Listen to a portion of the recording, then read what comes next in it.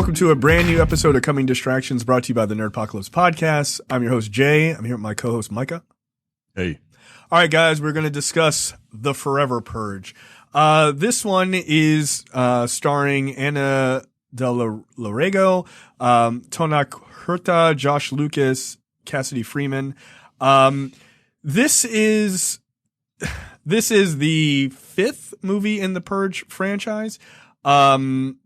So I'll give the premise for this one. Following the presidential elections from the last year and the abolition of the Purge, a Mexican couple escaping from a drug cartel is stranded on a Texas ranch. There, they will be at the mercy of a group of outsiders who plan to unlawfully continue their own purge and turn against the couple, and turn against the couple to eliminate them.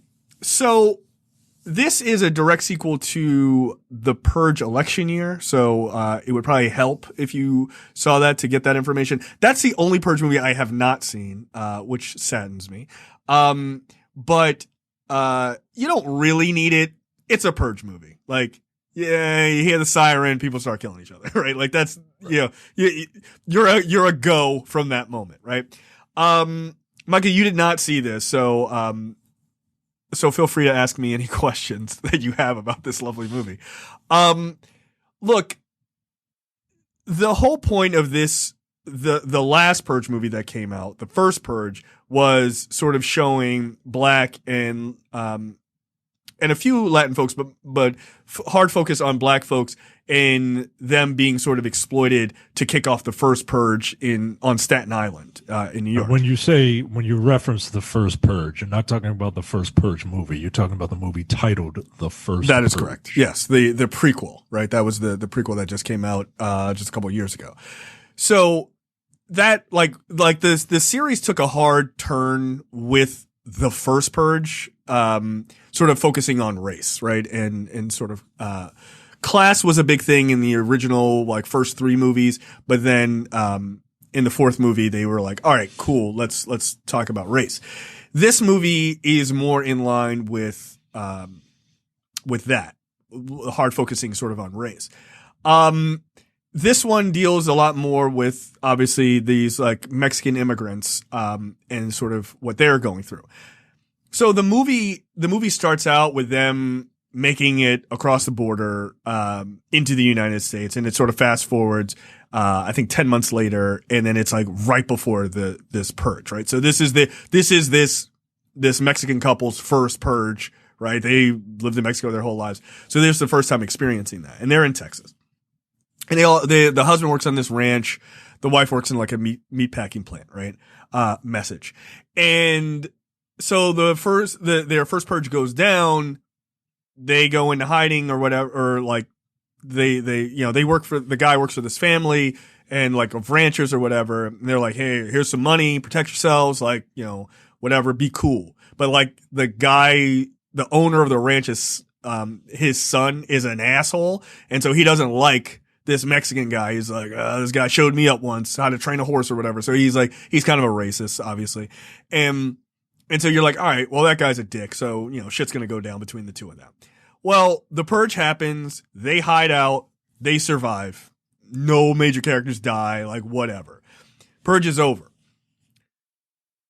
Then the next day, they're just like, I'm going to go on my way. And then people are just like, nah, yo, Purge ain't over, son. It's a forever Purge. And they just start killing people, all over Texas. And the ranch gets attacked. And the owners of the ranch get attacked, right? And these people attack them. I won't tell you who they are and stuff like that. But they get attacked, and they're like, nah, yo, this is the forever Purge. And you rich fat cats have been, hanging out on your fancy ranch. And now you get to know what it's like, for us poor people who work these ranches all over Texas. Now you're going to know what it's like. And then they start, trying to kill these people, right? Mexican dude saves this family, and then it's they're off to the races. And this forever Purge isn't just happening in Texas. It's a coordinated effort all over the country. So this is the thing about the Purge that you always thought was stupid of yes. Why wouldn't people just people just keep going, right? Right. And that setup if that setup makes me want to see this movie. Right. Because like what happens when all of these people are just like, nah, fuck that. We're going to just keep going. And it just sends the entire, I mean, this is focused on like these people in Texas, but it sends the entire country into chaos. Right. And that's the point of it. And they're trying to make it to the Mexican border, which is just ironic. Right. So it really deals with that. And it's interesting. Like, this is a franchise that was moronic from the beginning, right? Like, it's a B movie, like for all intents and purposes, right? But as ham-fisted as the messaging is, as it has become, they really have figured out, like, the franchise has gotten its legs and has become pretty enjoyable for not just the killing, but like, how are they going to deal with some of the social issues? Immigration is the big social issue in this movie, right?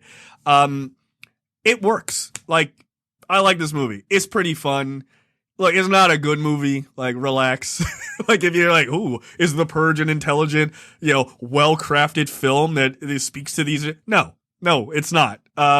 It hits you like a baseball bat in the back of the head, on Purge night, right? Like, it's really, really, not nimble as a franchise or as a movie, in and of itself, but it does work. And it works on the most visceral levels, and not just like from the violence perspective, but on the visceral levels of like seeing people overcome adversity, right? Like that's where it's like, all right, the team I'm following, like, you made it, like, so that part kind of works. I will watch 1,000 of these movies. Like, you just have to you got to pick the right group and the right social issue to make it work. It can't just be like people against people. That's not interesting. Like, what makes it interesting is, why are these people against it? And you find out that the Forever Purge, and this isn't a spoiler really, but the Forever Purge is about getting all of the non-pure Americans out of the country. Mm-hmm. That's what it's about. Yeah, I mean, because racists will find any reason to be racist. Right. This is a great one.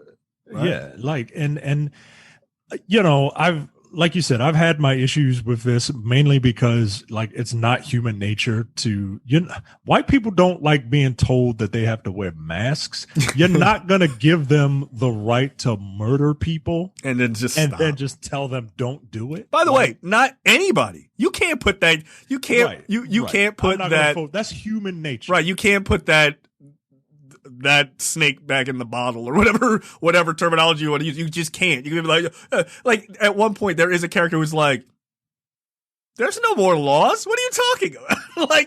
Like laws don't exist anymore. You can't tell people they can murder on Tuesday and then be like, nah, go back to work on Wednesday. That shit don't work.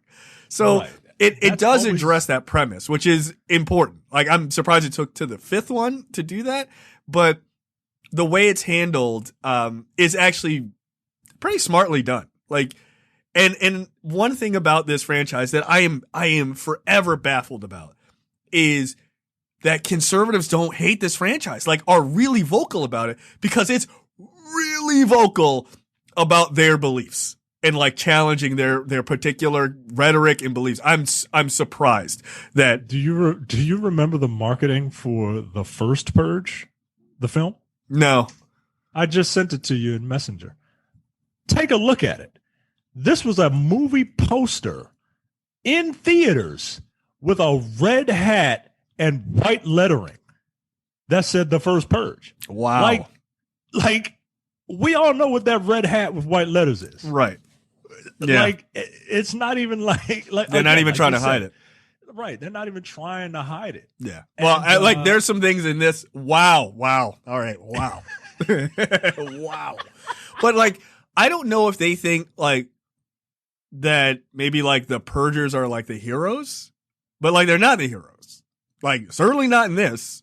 Like, they've never been the heroes. They're the villains, right? The people who go out and purge are the villains of the movie, or like just general crazy people, right? So it's very interesting that this hasn't become like sort of like political fodder. Like, like it's shocking. I'll tell you some things offline that I was like, wow. Like, okay, yeah, they let their hair down in this one, right? Like, they really go for it. Like, it's about Latin, Latin folks, specifically Mexican immigrants, but it's also about Native Americans. Like, they are like, because it's like anybody who's not a pure American can't stay here. Well, okay, how you gonna square that circle, right? Like, it's kind of interesting. So, yeah, the Forever Purge. Look, I give it a 3.5 out of 5. Definitely enjoyed it. It's fun. You can make more. You can make 1,000 of these movies. I'll watch every one of them. I love it. So there you go. That's my score for the Forever Purge. Check that out in theaters this weekend. Later, guys. See you.